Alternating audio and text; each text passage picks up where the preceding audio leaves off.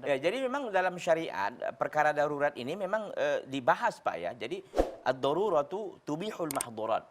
Keadaan darurat itu membolehkan sesuatu yang diharamkan.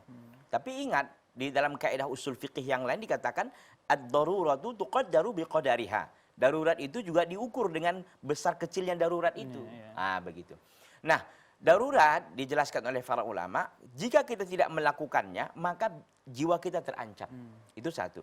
Atau memang darurat yang kita maksud di sini, ketika kita tidak melakukannya nanti, ini bisa membahayakan banyak dampaknya, besar dampaknya. Mungkin yang 5 tadi itu saja, agama, jiwa, Iya, agama, nasab, jiwa, nasab, kehormatan, ya, ya, kemudian mungkin juga harta. Ini termasuk daruratul khams yang memang harus dipelihara. Tetapi tentu dari satu sisi ya. Tapi sisi yang lain tentu pertanyaan Bapak ini kan keadaan seseorang di mana dia ini dalam keadaan darurat.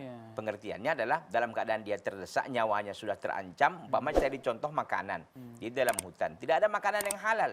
Yang ada haram umpamanya. Contoh kita katakan yang ada adalah bangkai umpamanya. Bangkai kan nggak boleh dimakan begitu kan. Tapi karena dia posisinya darurat, dalam keadaan terdesak, nyawanya akan bisa terancam ketika dia tidak makan bangkai itu, maka ketika itu bagi dia, bagi Bapak ini tadi yang memang dalam keadaan darurat, boleh. Tapi sekedarnya hanya untuk apa ya?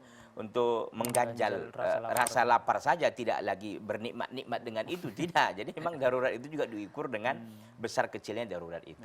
Nah, itu apa namanya ini batasan darurat itu, Pak. Jadi memang tidak semua orang juga mengklaim dirinya darurat gitu kan. Kadang-kadang kan dia umpamanya ingin berutang, ya, ingin apa namanya ini ingin berutang.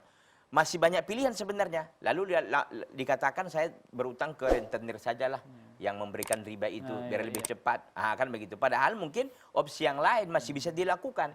Apakah dia dengan menjual aset yang ada atau dia meminjam dari keluarganya kan masih bisa. Tapi enggak, langsung saja dia ke rentenir tadi. Dia mengatakan dirinya dalam keadaan darurat. Ya nggak bisa seperti itu. Daruratnya belum dianggap darurat dalam syariat. Barangkali walaupun mungkin di hadapan dia atau menurut dia ini dia dalam keadaan darurat.